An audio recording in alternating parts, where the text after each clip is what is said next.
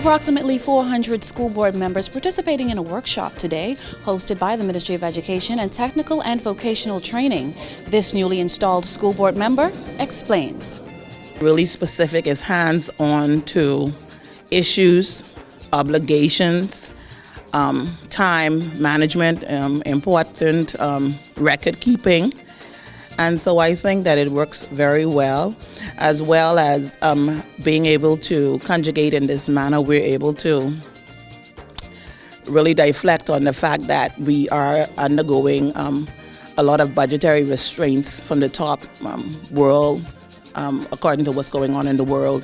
Former school administrator and long-serving school board member Abraham Stubbs welcomes some observed changes. I am feeling right now even more positive about the plight of school boards as I listen into this particular workshop.